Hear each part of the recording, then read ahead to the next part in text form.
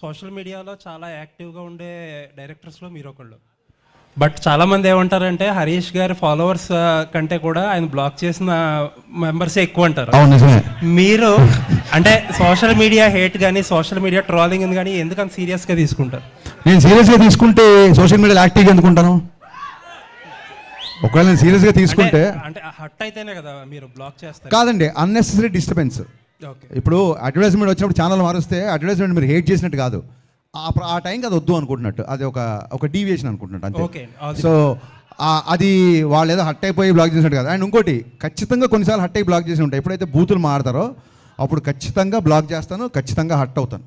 Okay అండి, all the best for the film. Nishant గారు, నాకు ఇందాక మీరు హట్ అవుతున్నారు అంటే నాకు సడన్గా మీరు ఆ క్వశ్చన్ అంతా గుర్తొచ్చింది. ఇది మిమ్మల్ని క్వశ్చన్ చేయడం కాదు, లేదా మిమ్మల్ని నిలదీయడం కాదు, but I want always ask this. ఏమైందంటే సుమ గారు ఒకసారి స్నాక్స్ గురించి ఒక కామెంట్ చేసినప్పుడు మీరు ఆడతారు కాక క్వశ్చన్ వినండి, చాలా మంచి సార్ వినండి, మీరు చాలా బాగా అడిగారు. నన్ను ఫినిష్ చేయని చెప్పండి సార్. సో డెఫినెట్గా, ఎందుకంటే మీరు అడగడం తప్ప మీరు క్వశ్చన్ వెళ్ళే వాళ్ళు మీకు ఎక్స్పీరియన్స్ ఉండదు కాబట్టి మీరు మధ్యలో కట్ చేస్తున్నారు. ఒకసారి పూర్తిగా వినండి. సుమ గారు స్నాక్స్ గురించి కామెంట్ చేసినప్పుడు మీరు హట్ అయ్యారు. So I appreciate that. నేను తిన్నప్పుడు కూడా ఎవరైనా అట్లా మాట్లాడితే నేను హట్ అవుతా. మీరు హట్ అవడంలో 200% న్యాయం ఉంది. వినండి సార్, మళ్ళీ మీరు వినట్లేదు సార్.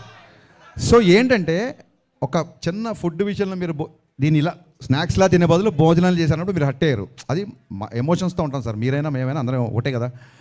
అలాంటిది ట్విట్టర్లో కొన్ని కామెంట్స్ ఎలా ఉంటాయంటే పేరెంట్స్ని ట్యాగ్ చేస్తూ లేకపోతే ఇంకోటి బూతులతో ఉంటుంది. సో హర్ట్ అవడం అనేది సహజం, అది మీకు అర్థమైంది అనుకుంటా. నెక్స్ట్ థింగ్, ఆ తర్వాత మీరు ఏం చేశారంటే ఆవిడతో మీరు, ఎందుకంటే నాకు ఓన్లీ మీ వీడియోనే చూశాను, మిగతా జర్నలిస్ట్ ఎవరు రియాక్ట్ అయ్యారు లేకపోతే వాళ్ళందరి తరఫున మీరు రియాక్ట్ అయ్యి ఉంటారు. 100% కరెక్ట్. ఆవిడతో సారీ ఏదో చెప్పించారు, ఇట్స్ ఓకే. అది ఆవిడ అలా డే టు డే ఈవెంట్స్ చేస్తుంటారు, రోజుకు 2-3 ఈవెంట్లు కూడా చేస్తుంటారు. పాపం ఆవిడ ఎక్కడో ఆడియన్స్ ఎంటర్టైన్ చేద్దాం అన్న దాంట్లో ఒక మాట దొరికి ఉంటారు, నేను కాదనట్లేదు. ఒక ఆడపిల్లతో సారీ చెప్పించారు, యాక్సెప్టెడ్. కానీ మీ సురేష్ కొండేటి, నాకు మొహమాటం లేదు, సురేష్ కొండేటి ఒక ఆడపిల్లని క్వశ్చన్ చేసినప్పుడు మీరు అతనితో కూడా సారీ చెప్పించాలి కదా. అకౌంటబిలిటీ లేదు. నిశాంత్ గారు అకౌంటబిలిటీ లేదండి. అకౌంటబిలిటీ మీకు కానీ ఇంకోళ్ళకి కానీ ఎవరికి అకౌంటబిలిటీ లేదు. ఒక ఆడపిల్లని అన్నప్పుడు ఒక ఆడపిల్ల అన్నప్పుడు సారీ చెప్పించారు, నో డౌట్. ఒక ఆడపిల్లని అన్నప్పుడు కూడా సారీ చెప్పించాలి కదా సురేష్ కొండేటితో మీరు. అవునండి, నేను చెప్తాను. ఒకటి 2 things ఐఎమ్ డన్ అండి, నేను మధ్యలో కట్ చేయను, మీరు చెప్పండి. నేను 2 things అండి చెప్పేది. ఫస్ట్ ఆఫ్ ఆల్, సుమగారు ఆ వేళ నన్ను అనలేదు, ఎందుకంటే I came very late to the event and ఆ రోజు నేను ఫాస్టింగ్లో ఉన్నా. But that secondary. బట్ నేనేంటంటే ఒక 150 మెంబర్స్ ఆఫ్ మీడియా పర్సన్స్ని వాళ్ళ తరపున మాట్లాడా.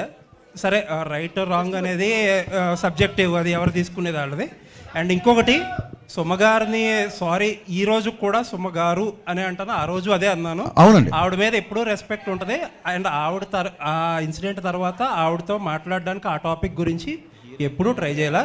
నాకు తెలిసి అయితే ఎవరో మరి ఆవిడ చేత సారీ ఎవరు చెప్పి. ఇంకొకటి ఏంటంటే, మీరు ఇంకొకటి ఏదో ఒక జర్నలిస్ట్ గురించి నేను పేరు చెప్పడం మొహమాటం లేదండి, నేను చెప్తాను, సురేష్ కొండేటి చెప్తున్నారు.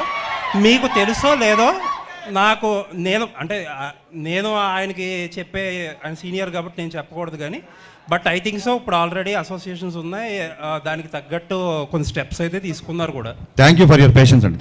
Thank you so much.